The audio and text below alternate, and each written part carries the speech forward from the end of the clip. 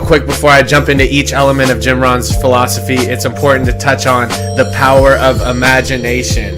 Imagination is super important when diving into any personal development, because we need to be able to step outside of our comfort zone to visualize a future that's different than what we're currently living in right now. The power of imagination is what can take us from an idea to actually creating objectives and visualizing the path to the desired outcome. Imagination is responsible for things such as launching us into space, completing huge advancements in technology, as well as in the creative field of envisioning huge major productions. Imagination is the creative process in which we manifest our reality and we progress to a better future. I mean, think back only 10 to 20 years ago, before the internet and any of this technology was around us. It was a super different world that we lived in, and the imagination has the power to shape our world. It also gives us the ability to have faith that we can complete any task that we set out to achieve, and without belief there's no point in doing anything at all. If you don't believe it's going to be done, then why do it?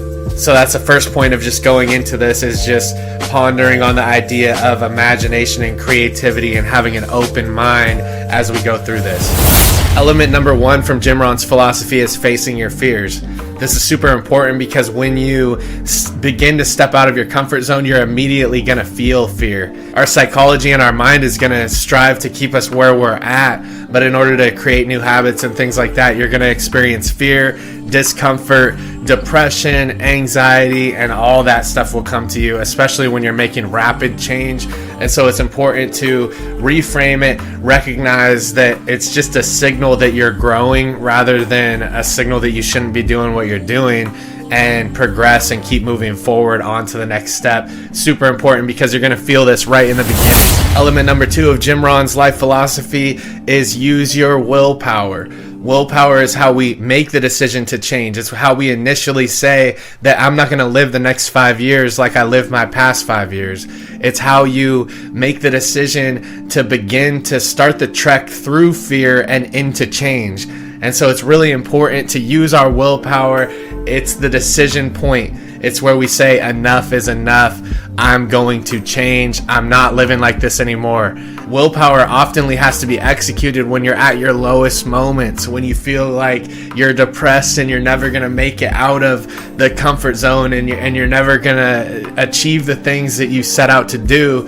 That's when you have to exercise your willpower, make the decision, commit to it, and then go into action. Element number 3 of Jim Rohn's philosophy is to own up to your mistakes. If we take responsibility for what we've done wrong in the past, if we actually look at it, and instead of deflecting onto excuses or other people in our lives or circumstances, take accountability, try to realize where you went wrong and the mistakes that you made, and take responsibility for it, because that's how you truly identify the starting point to come from, is where you're at. We can't establish where we're going to go without establishing where we're at, and that takes accountability. That takes looking at yourself closely and seeing what could be improved. We can't fear looking at ourselves in the mirror. We have to go straight into it and take accountability, and this helps with the relationships. Sometimes all it takes is an apology for how you acted to completely eradicate maybe a difficult circumstance with your partner. This helps even in business. If you're in a tough situation, it's better to say, hey, you know what, I understand, I'm hearing you, and I'm taking accountability for my actions. This is how we're going to move forward from here. Accountability is always the starting point to action that will truly move the needle in your life. Element number 4 is to refine your objectives and set your goals. So it starts with willpower to make the commitment to change, takes accountability to understand where you're at, and then you set a vision. You set the bigger vision of what you want, and you identify the gap between where you are now and where you want to be, and then the steps become clear. The more that you take one step at a time, the more situations are going to open up for you, the opportunities are going to open up, and It's kind of the deal where the path comes up to meet your feet as you walk. It's important to just keep striving forward, take one step at a time, make sure that you're super clear on your goals and your vision, and the rest will handle itself. The human mind has an extraordinary way of putting the puzzle pieces together once it has an objective in mind. Element number 5 in Jim Rohn's philosophy is believing and having faith in yourself. Because you must truly believe that you can actually get your goals done, or else what's the point?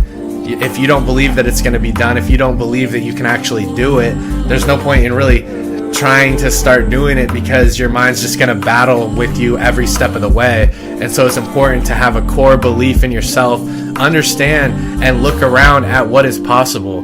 Look at what has happened in the past and people who have came from nothing and done something, and understand that it is possible. They weren't extraordinarily different than you. At the core, they have the same amount of hours in a day that you do. And it's important to look at the other things that have happened in the world in order to reinforce your own faith in the possibilities that are out there, because the possibilities are endless. You just need to keep your mind focused, keep faith in yourself, step forward. And a lot of people don't give themselves enough credit. If you look back on things that you've accomplished and things that you've done in your life, you might not give yourself enough credit. Things are hard, life is hard. Even getting through the smallest of things, you did it and you were there and you overcame those challenges. Learn to love yourself and understand that anything is possible once we start to chip away at it and take one step at a time. Element number 6 is requesting and making use of wisdom. It's seeking out the right answers. It's being humble enough to listen to the opinions of others in an objective way, to where you're not instantly resisting what they have to say and throwing it out the door. You need to have an open mind, understand that there's a lot of people who have gone through what you've been through, and you must seek out wisdom. It's just like this channel. It's like things to keep your thought on track. It's like the books we read, the information we consume, and the people who are around us. These all play a major role in keeping our mind on track. It can change the way that we feel about our lives. It can change the way we physically feel throughout the day. And it's just super important to chase wisdom. And instead of wishing it was easier, wish you were better. Wish for wisdom rather than knowledge. Wish for wisdom rather than just information. Wisdom means being open and having a humble mind. Element number 7 is putting your profits to work. Profits essentially are better than wages. Wages are related to your time, and there's nothing wrong with working and trading time for money. I'm not saying that, but when you're trading time for money, you're always tied to that time, and there's eventually a ceiling that you hit where you can't possibly work more hours in the day to make more money. It's like people who do online courses. Once they put in the work once, they have customers that continue to come in and buy, and they don't have to be around for that. They don't have to put their active time into it. It's okay to be trading your time for money if you're content, but be open-minded to ways you can use profit to leverage your time where you don't have to be actively present in order to make the exchange of money. Element number 8 is finding your purpose in life. You want to find a place where you can serve with your God-given talents, and it's super important to be aligned with that, or else you risk going into burnout phases and losing motivation in life. And so it's important that we tap into our God-given talents in order to align with our natural biological wiring of our mind that tells us we need to contribute. And that is the path to happiness, is finding out a way to contribute and then staying consistent on how often you contribute to others and the world around you. And it also plays into legacy and will make you feel more comfortable when it comes your time to leave this world. You can look back and say that you served to the best of your ability, and it'll make things so much easier in the end looking back on your life. Element number 9 is expect honesty from yourself. You want to strive always to become someone that you can count on, not only that others can count on you, but you can count on yourself. And how you do this is by setting commitments and then executing on those commitments in the time given and building the confidence that you can actually get the tasks that you set out to do done. You don't want to set super huge expectations in the beginning. You want things that are going to be realistic for you to get done, but one thing per day to commit to and execute to will reaffirm that you can count on yourself to actually get things done, and this will supercharge your faith in yourself and your belief in your capabilities. Element number 10 is execute your disciplines.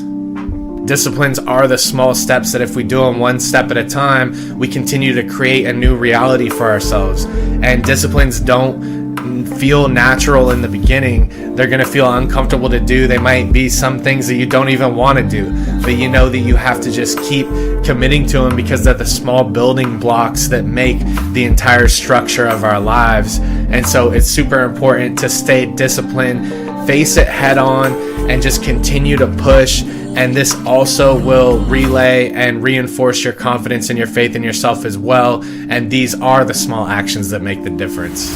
Element number 11 is to defend what is right.